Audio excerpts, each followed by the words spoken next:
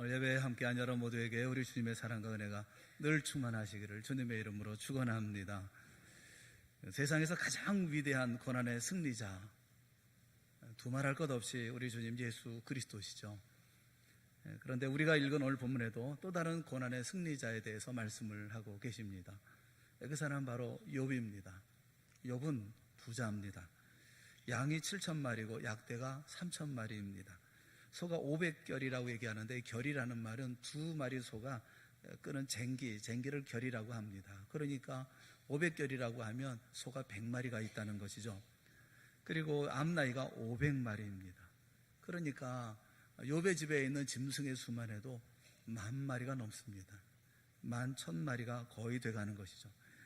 당시 사회로 말하면 재벌이라고 말할 수가 있습니다. 그런 모든 사람에게 게다가 존경까지 받고 있었습니다. 가정에서는 후덕한 아버지였습니다.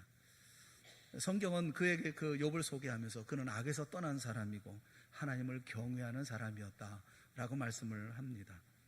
자기 아들들이 생일 잔치할 때 혹시 먹고 마시면서 잘못 죄를 범하지 않았을까 싶어서 아들들을 다 성결하게 하고 다음날 하나님 앞에 번제를 드려서 늘 하나님 앞에 조심스럽게 그 자기의 자신들을 지켜서 하나님을 두려워하며 살았던, 경외하며 살았던 그런 사람이고 그 가정이었죠. 욥은 잘 될 때 교만하지 않고 감사했어요. 잘났는데 교만하지 아니하고 가난할 때의 마음을 갖고 산다고 하는 것은 이 시대에는 정말 중요한 신앙의 덕목이라고 생각을 합니다. 그런데 그런 욥에게 어려움이 닥쳐왔습니다. 재산이 일시에 없어졌습니다. 자식들이 태풍으로 일시에 다 죽었습니다. 자신의 몸에는 병까지 들었습니다. 그래서 발바닥에서부터 정수리까지 종기가 나서 질그릇 그릇으로 몸을 긁지 않고서는 견딜 수가 없었습니다. 보다 못한 아내가 당신이 그래도 자기의 순전을 지키겠느냐 얘기하면서 하나님을 욕하고 죽으라 라고 소리를 지릅니다. 그때 그 아내의 말에 대해서 대답했던 말이 오늘 우리가 읽었던 본문의 말씀입니다. 욥기 2장 10절에 있는 말씀 우리 다시 한번 같이 읽어보겠습니다. 시작.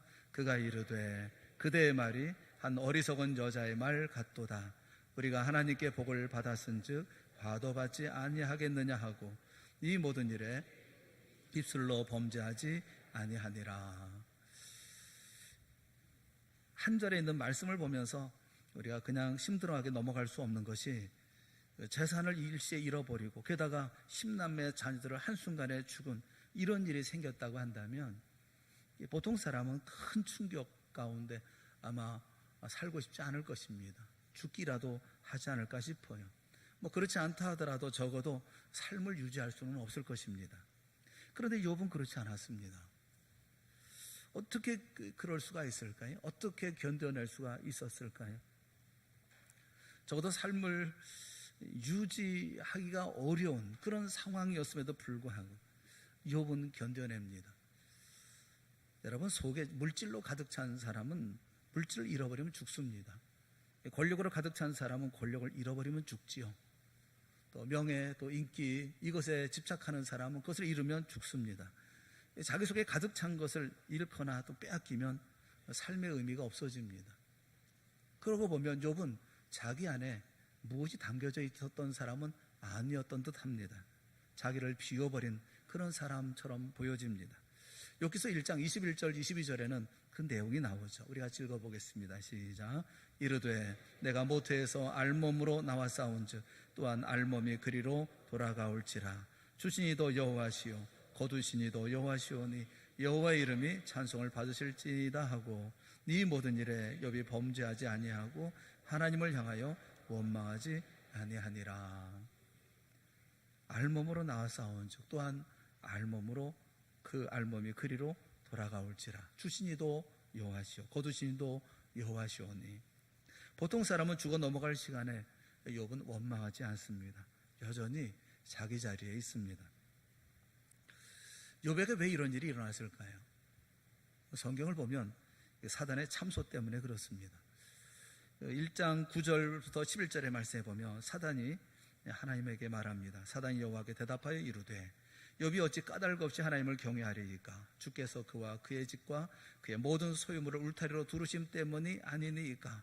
주께서 그의 손으로 하는 바를 복되게 하사 그의 소유물이 땅에 넘치게 하셨음이니이다. 이제 주의 손을 펴서 그의 모든 소유물을 치소서. 그리하시면 틀림없이 주를 향하여 욕하지 않겠나이까. 욥이 하나님 앞에 감사하는 것은, 저렇게 신앙생활을 잘하는 것은 조건이 있으니까, 이유가 있으니까 감사하고 그렇게 믿음생활을 하는 것이지, 조건 없이 감사하겠습니까? 하나님께서 축복하셔서 그에게 복을 내려주시고 그의 집과 또 그의 사업과 그가 하는 모든 일에 다 잘되게 해주니까 감사하고, 또 그 울타리를 쳐주시니까 감사한 건 아니겠습니까? 한번 그걸 쳐보십시오. 당장 하나님을 욕할걸요. 욥기 2장 5절에도 똑같은 말씀입니다. 이제 주의 손을 펴서 그의 뼈와 살을 치소서. 그리하시면 틀림없이 주를 향하여 욕하지 않겠나이까. 우리는 2018년에 반을 보내고 오늘 맥주감사절을 맞았습니다. 혹시 부지런히 감사의 이유를 찾고 계신 분이 계십니까?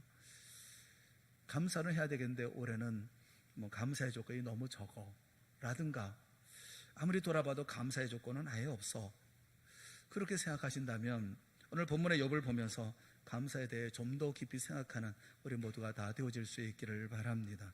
우리가 먼저 생각해야 될 것이 무엇이냐면, 왜 욥에게 이런 일이 일어났느냐라는 것입니다. 욥에게 이런 일이 일어난 이유, 왜 일어났을까?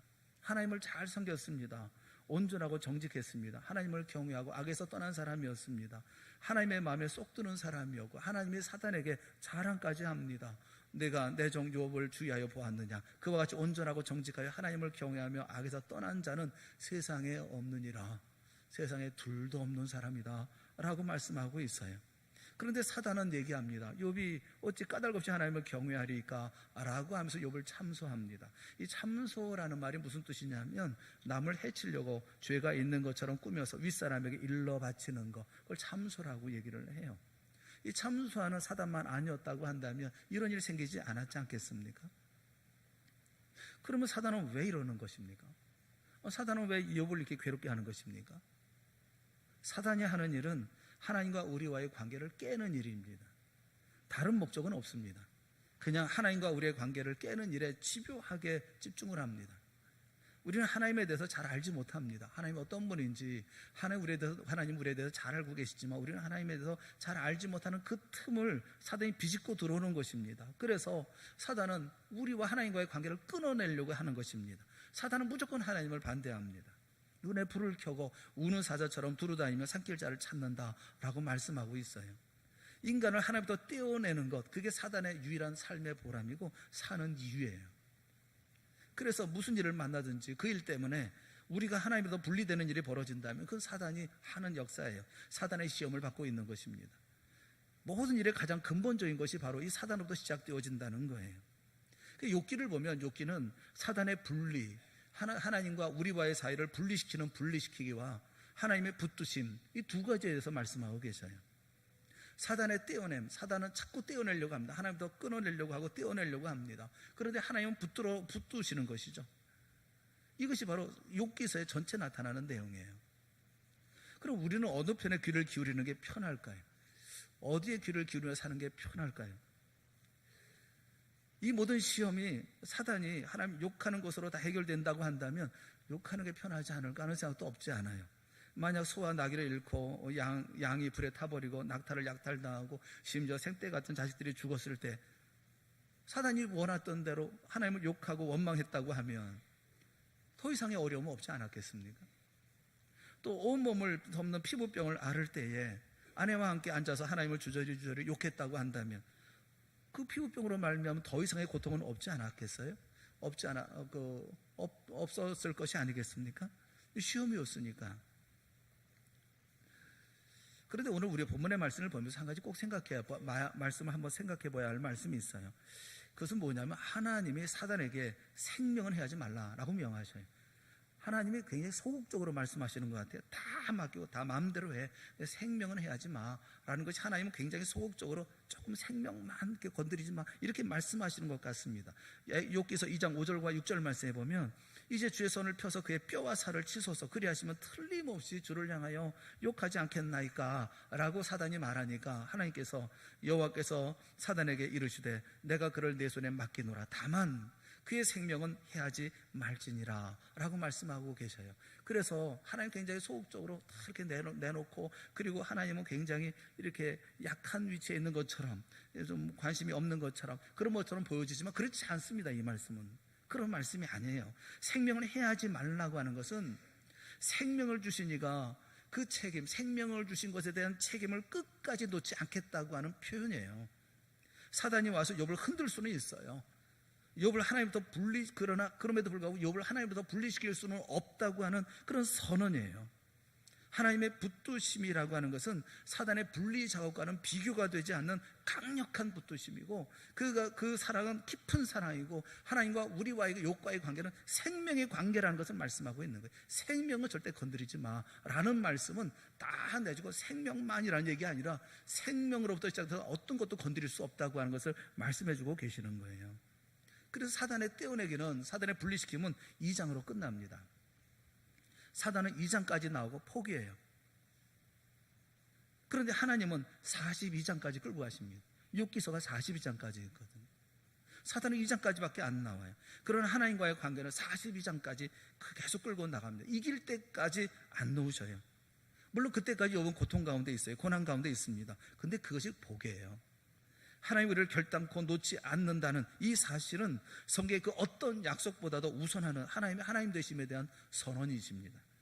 하나님이 그가 만드신 존재에 대해서 반드시 영광과 승리를 이루시고야 말겠다고 하는 하나님의 결단인 거예요. 그것을 방해할 수 있는 것은 세상에 아무것도 없는 거예요. 자, 누구에게 귀를 기울여야 되겠어요? 하나님께 귀를 기울여야 돼요. 하나님을 향해서 우리가 눈을 떠야 되는 거예요.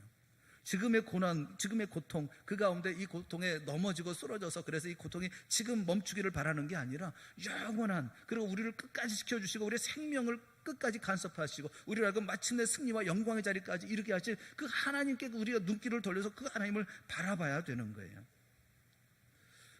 요한복음 13장 1절 말씀해 보면, 6월절 전에 예수께서 자기가 세상을 떠나 아버지께로 돌아가실 때가 이른 줄 아시고, 예수님께서 우리를 사랑하심에 어떤 사랑이냐면 세상에 있는 자기 사람을 사랑하실 때 끝까지 사랑하시니라 라고 말씀하고 계셔요. 자기 사람 끝까지, 여러분 그 말씀은 꼭 기억하시기를 바랍니다. 자기 사람인 예수님의 사랑인 나를 사랑하신다는 사실을 확신하세요. 예수님의 사람인 나를 끝까지 사랑하신다라고 말씀하고 계시는 그 말씀을 믿으시라고요. 이 끝까지라는 말은 이 끝이 어디 있다는 얘기가 아니라 주님 앞에는 영원히 끝이 없어요. 영원토록 사랑한다는 것을 말씀하고 있는 거예요. 시험은 2장까지입니다. 그러나 하나님의 붙드심은 42장까지예요. 끝날 때까지 끝난 게 아닌 거예요. 그러므로 흔들지 말라는 거예요. 시험은 있어요. 왜냐하면 참사는 사단이 있기 때문에 시험은 있어요. 그러나 시험에 집중하지 말고 시험을 주는 사단에게 집중하는 게 아니라 생명적인 관계가 있는 하나님께 집중해야 된다라는 거예요. 욥이 그렇게 하나님께 집중합니다. 그래서 이 시험에 대해서 어떻게 대처합니까? 이 대처하는 방법이 3가지예요. 오늘 본문에 보면 3가지가 있어요. 첫째는 우리가 하나님께 복을 받았은즉, 이 첫 번째예요. 두 번째는 화도 받지 않겠느냐.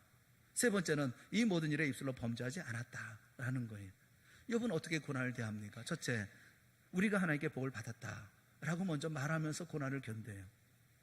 여기 복이라는 말, 이 복이라는 말은 감 에트 하토우브 이렇게 얘기를 합니다.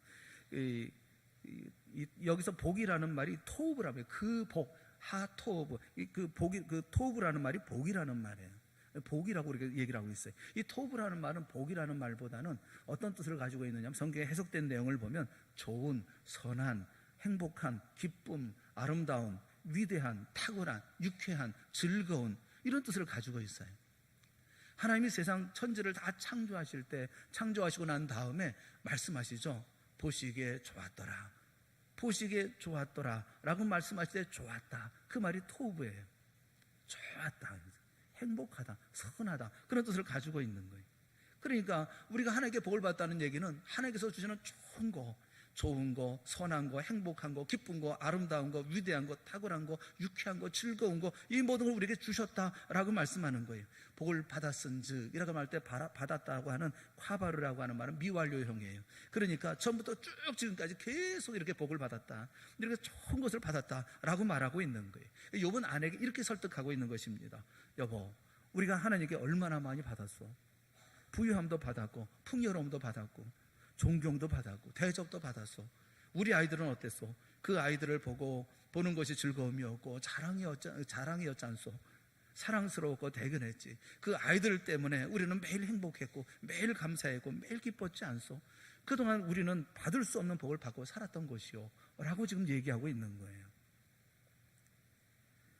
제가 전에 목사는 장례를 집례할 때가 많아요. 어떤 때는 정말 좋은 마음으로 감사한 마음으로 장례할 때가 있는가 하면 어떤 때는 너무 힘들게 장례를 할 때가 있어요. 어느 가정에 7살 된 어린 딸을 잃었어요. 그 가정에 장례를 집례한 적이 있어요. 7살 된 딸이에요. 그 부모님의 슬픔은 말로 표현할 수가 없죠. 그분들의 울음은 함께한 모든 사람들의 아주 폐부를 드러내는 것처럼 그렇게 아프기만 했습니다. 장례식에서 어떤 말로 위로해야 될 건지 어떤 말씀을 드려야 될 건지 도무지 알 수가 없었어요. 발인할 때 그 아이의 작은 관을 앞에 놓고서는 그 장례식은 더욱 침통해졌습니다. 눈물 반 슬픔 반으로 부활의 소망의 말씀을 전하면서 장례를 마쳤어요. 며칠 후에 위로 예배를 드리기 위해서 그분 집을 방문을 했습니다. 며칠 지나는 사이에 많이 차분해지셨고 또 편안해 보이셨어요. 예배를 마치고 차를 마시면서 이야기를 나누는데 7살 된 어린 딸, 그 딸을 잃은 엄마 아빠가 제게 그렇게 말씀을 하시는 거예요. 하나님께 너무 감사해요. 그렇게 말하는 거예요. 무슨 말씀일까 깜짝 놀라기도 하고 의아했던 저에게 그분들 그 딸을 잃어버리던 엄마 아빠가 그렇게 얘기를 합니다. 그동안 그 아이 때문에 자신들이 누렸던 기쁨과 행복, 그 기쁨과 행복을 주셨던 하나님께 너무 감사하다고. 그 마음이 참 너무 귀하더라고요. 7년 동안 그 아이 때문에 우리가 얼마나 행복했고 얼마나 많이 웃었고 얼마나 많이 즐거운지 몰라요. 그 7년의 그 시간을 이런 기쁨을 주시는 하나님께 너무 감사해요. 그렇게 말씀을 하시더라고요. 저는 우리가 누리고 있었던 모든 것들에 대해서 감사는 다 잊어버리고 잃어버린 것에 대해서만 억울하고 분했었는데 그 모든 것들에 대해서 회개하는 마음이 되어졌었어요. 우리는 너무나 많은 것을 누리고 살면서도 감사할 줄 모르다가 그 가운데 무엇 하나라도 잃어버리면 마치 모든 것 전부를 잃어버린 것처럼 절망하고 불평하고 원망하지 않나요? 우리에게 주시고 우리가 누렸던 것이 무엇인가를 생각해야 되지 않겠어요? 그것을 먼저 감사할 줄 아는 마음이 있어야 되는 것이 아니겠어요? TV 예능 프로 가운데 거기가 어딘데 라는 프로가 있더라고요. KBS에서 하던가요? 거기가 어딘데. 근데 그 프로에 보면 그 오만의 아라비아 사막을 걸어서 횡단하는 그런 이 프로예요. 그러니까 여러 사람들이 나와서 그걸 이제 횡단해서 사막을 건너가는 것입니다. 고생 참 많이 하더라고요. 그 사막이라는 것이 경험해 보지 못했었는데 그 화면을 통해서 보니까 낮에는 너무 뜨거워서 걸을 수가 없다고 그래요. 낮에는 그 기온이 50도 가까이 오르기 때문에 도저히 걸을 수가 없답니다. 그래서 아침에 해 뜨기 전에 출발을 해요. 그리고 또 해가 질 때 출발해서 또 이제 캄캄할 때까지 걷는 거죠. 좀 기온이 떨어졌을 때를 걸어서 횡단해 가는 거예요. 낮에는 도저히 걸을 수가 없는 거예요. 너무 햇빛이 내리쬐고 그래서 도저히 걸을 수가 없는 거예요. 어느 날 이분들 지난 프로에 보니까 아침에 출발을 했어요. 새벽에 출발을 하고 걸어갑니다. 더 뜨거워지기 전에 어쨌든 가야 되는 데만큼 가야 되는데 열심히 갑니다. 그런데 시간이 지나도 이제 벌써 시간이 많이 지나서 이제 뜨거워서 걸을 수 없는 시간이 바득바득 다가오는데 근데 쉴 데가 없는 거예요. 그늘이 없는 거예요. 계속 걸었는데 그늘이 하나도 없는 거예요. 그늘이. 힘들지 않느냐 힘드냐의 문제가 아니에요. 이 문제는 쉴 만한 어떤 그늘인데 그 나무를 찾아요. 열심히 나무를 찾아요. 그들이 쉴 수 있는 그 나무 하나, 그 나무 밑에 가서 이제 그늘이 지는 곳에 좀 쉬었으면 좋겠다는 마음을 가지고 찾는데 나무가 보이질 않아요. 그러니까 마음이 바득바득 타오는 거예요. 기온은 계속 올라가지. 그러다가 어찌해서 나무꾼을 하나를 찾습니다. 그걸 안도하고 거기서 그들이 기뻐하고 그러는 것을 보면서 제가 마음에 감탄했어요. 왜냐하면 이스라엘 백성들은 저런 광야를 40년을 다녔어요. 하나님께서 친히 구름기둥과 불기둥으로 인도하셨다라고 말씀할 때 저는 그 길잡이 해주시고 또 인도해 주시니까 좀 여행길에 도움이 됐겠다 생각을 했는데 그 프로를 보니까 그것이 얼마나 큰 축복인지, 얼마나 큰 하나님의 도우심인지 깨닫게 되더라고요. 이스라엘 백성들은 200만입니다. 200만이나 이스라엘 백성들이 그 사막에서 어디서 그늘을 찾냐고요. 그 뙤약볕 속에서, 그 뜨거운 뙤약볕 속에서 어디서 그늘을 찾아요. 찾는다 한들 수많은 백성들이 그 몇 안 되는 나무 그늘에 어떻게 다 들어갈 수가 있겠어요. 그런데 매일 구름기둥으로 그늘을 만들어 주시고 불기둥으로 밤에 따뜻하게 보호하셨을 주님을 생각하니까 너무 감사한 거예요. 야, 이게 하나님이 베푸시는 은혜구나. 이 광야길을 걸어가는 동안에 그 작은 이 그늘을 찾지 못해가지고 쩔쩔쩔쩔 맸는데 하나님은 가는 곳곳마다 그늘이 되어주셔서 구름기둥으로 그늘을 만들어 주셔서 그늘의 길을 걸어갈 수 있게 하시고 그날의 시원함을 가지고 삶을 살게 하셨잖아요. 얼마나 감사한 일이겠어요. 삶 속에 그 은혜를 누리고 살잖아요. 그런데 그런 이스라엘 백성들이 광야길 가운데 했었던 일이 뭡니까? 원통 원망과 불평이잖아요. 먹을 것 없다고, 물이 없다고, 심지어는 생선 달라고, 오이 달라고, 참외 달라고, 파, 마늘 달라고 원망하지 않습니까? 꼭 우리들 모습하고 다르지 않잖아요. 신명기 8장 2절에 보면 네 하나님 여호와께서 이 40년 동안에 내게 광야길을 걷게 하신 것을 어떻게 하라고요? 기억하라고요. 기억하라고. 사랑하는 여러분, 오늘 지금 내가 현재 누리고 있는 것이 무엇입니까? 또 내가 누렸던 것은 또 무엇입니까? 감사절에 자신을 꼼꼼히 돌아보며 감사하는 우리 모두가 되어질 수 있기를 주님의 이름으로 축원합니다. 어느 날 52살의 남자가 노만 빈센트 필 박사님을 찾아왔어요. 극도의 절망에 사로잡혀서 그리고 말합니다. 박사님, 이제 끝났습니다. 사업에 실패해서 모든 것을 잃고 말았습니다. 그 말을 들은 필 박사님이 말했어요. 모든 것을 잃었다고요? 한번 우리 그러면 당신에게 있는 것이 무엇이냐 한번 적어봅시다. 물어봤어요. 부인은 계십니까? 예, 좋은 아내가 있습니다. 필 박사는 종이에다가 좋은 아내라고 적습니다. 자녀들이 있습니까? 예, 귀여운 새 아이가 있습니다. 새 아이 적습니다. 친구는 있습니까? 예, 좋은 친구들이 있습니다. 건강은 어떻습니까? 좋은 편입니다. 그러면 생각하면서 남자가 얘기하는 거예요. 그러고 보니까 어쩌면 내 사정이 그리 나쁘지 않은지도 모르겠습니다. 생각보다 많은 것을 가지고 있네요 라고 얘기를 하더라고. 그래요. 우리는 그런 어리석은 사람이 되어 있는 것은 아닙니까? 교통사고로 의식을 잃고 중환자실에 계시는 분이 사흘 동안 산소 호흡기를 이렇게 달고 계셨어요. 중환자실에서 사흘 지난 다음에 이 청구된 비용을 보니까 이 산소 호흡기 비용이 100만 원이더라고요. 100만 원. 안 놀라네. 사흘 동안은 숨을 쉬는데 산소를 공급한 것이 100만 원이더라고요. 여러분, 우리는 공짜로 받은 게 너무 많잖아요. 인생에서 가장 소중한 것들은 모두 하나님께 공짜로 얻은 거예요. 은혜라는 말이 뭡니까? 값없이 주시는 거예요. 그러고 보면 자연도, 물도, 공기도, 해도, 달도, 그리고 이런 비도 하나님께서 다 주시는 거, 공짜로 주시는 거 아니에요. 우리의 생명도, 우리의 가족도, 우리 아내도, 우리 남편도, 우리 자녀도, 그리고 예수 그리스도의 십자가로 말미암은 구원까지. 그 감사할 조건이 없나요?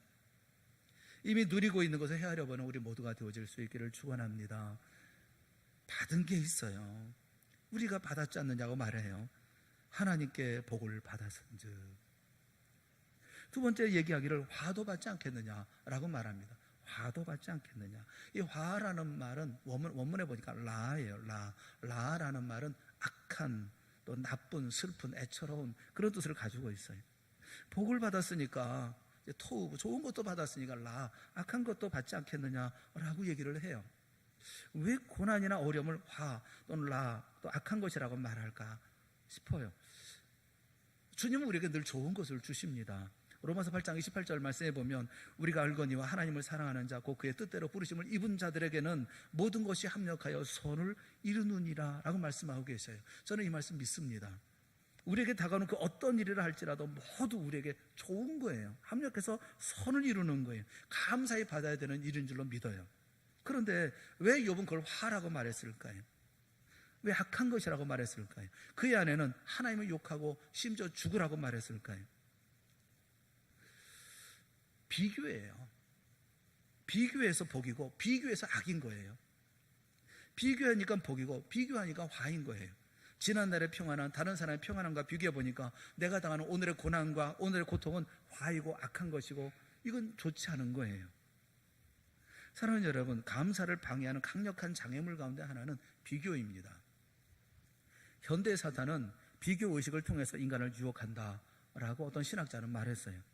비교 의식은 우리를 끊임없이 상대적 빈곤감에 허우적거리게 만듭니다. 상대가 나보다 재물이라든가 학벌이라든가 재능을 많이 가지고 있다고 여길 때 그 비교 의식은 자신을 초라하게 만들어요. 그래서 어느새 감사는 사라지고 열등감의 늪에 빠지게 되어지죠. 사실 이 비교 의식의 원뿌리가 뭐냐 하면 나입니다. 내가 기준이 되는 자기 중심성에 있어요. 그래서 비교 의식의 결과는 언제나 그렇습니다. 교만이거나 아니면 열등감 둘 중 하나예요. 남보다 자신이 낫다고 여겨지면 교만해지고요, 남보다 내가 부족하다고 여겨지면 열등감에 빠지는 거예요. 성경은 말씀하기를 말세에 고통하는 때가 이르게 되는데 그때의 특징이 뭐냐면 사람들이 자기를 사랑하며 라고 말씀을 합니다. 자기만을 사랑하는 사람은 공감 능력이 없습니다. 공감 능력이 없는 사람은 감사할 줄 모릅니다.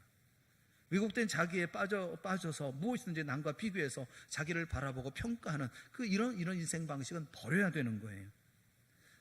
비교 평가가 아니라 절대 평가하는 삶을 살아야만 됩니다. 너는 나의 사랑하는 자녀이며 내가 만든 최고의 걸작품이라고 말씀하는 하나님의 말씀을 믿어야 합니다.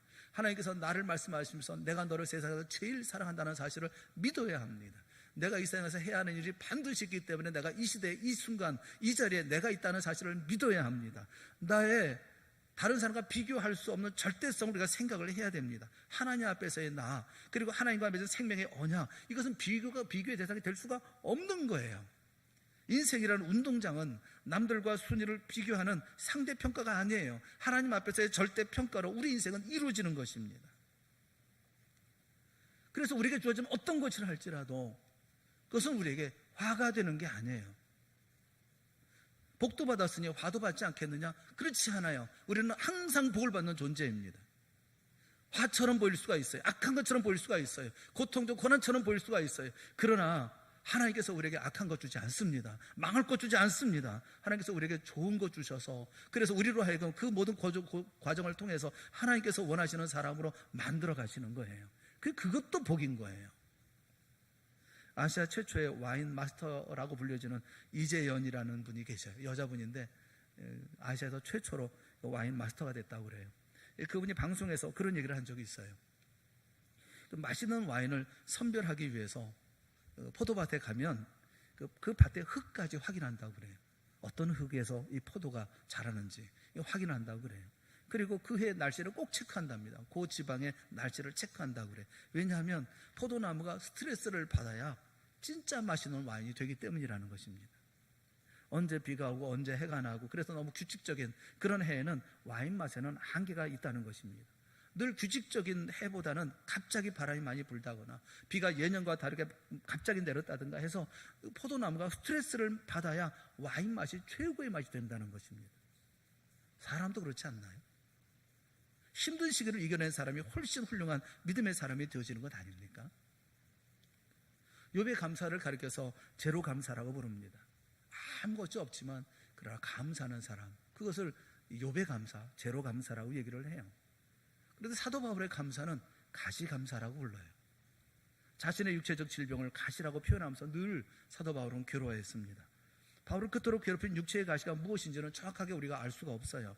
그러나 그것이 무엇이었든지 간에 바울은 육체의 이 가시로 많은 고통을 당했고, 본인이 이 복음을 전하는데 이 일로 말미암아 조롱받는 그런 일이 되지 않을까 심히 염려를 했어요. 그래서 이 육체의 가시를 제거해달라고 주님 앞에 3번이나 간절하게 그런 기도했습니다. 그런데 주님의 응답은 가시를 제거하신 것이 아니에요. 내 은혜가 내게 족하다 말씀하신 것입니다. 고린도후서 12장 9절 말씀해 보면, 우리 한번 같이 읽어봅시다. 시작. 이는 내 능력이 약한 데서 온전하여 짐이라 하신지라. 그러므로 도리어 크게 기뻐함으로 나의 여러 약한 것들에 대하여 자랑하리니 이는 그리스도의 능력이 내게 머물게 하려 함이라. 아멘. 육체의 질병이 그를 겸손하게 만들었고, 이를 통해서 더욱 주님을 의지하게 되었던 것입니다. 그리고 그렇게 약한 자신을 통해서 주님의 능력을 나타내신다는 거예요. 약함을 통해서, 약한 가운데 있을 때 그리스도의 능력이 내게 머물고 그 능력이 나를 통해 나타난다는 거예요. 그래서 오히려 약함이 너무너무 기쁘고 감사한 거예요. 여러분, 제로도 감사하는 거예요. 가시도 감사한 거예요. 그럼 감사하지 못할 일이 뭐가 있나요? 믿음의 삶을 살면서 내게 주어진 모든 일은 감사의 조건인 것입니다.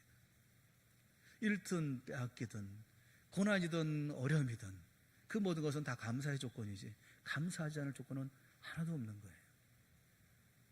이 모든 일의 세 번째, 입술로 범죄하지 않았다라고 말합니다. 하나님을 향해서 욕하지 않았다는 거예요. 사단이 이 모든 일을 벌인 이유는 욥으로 하여금 하나님을 욕하도록 하기 위해서 이것을 한 거예요. 욥기서 1장 11절에 보면 이제 주의 손을 펴서 그의 모든 소유물을 치소서 그리하시면 틀림없이 주를 향하여 욕하지 않겠나이까. 2장 5절에도 보면 이제 주의 손을 펴서 그의 뼈와 살을 치소서 그리하시면 틀림없이 주를 향하여 욕하지 않겠나이까. 틀림없이 주를 향하여 욕할 것입니다.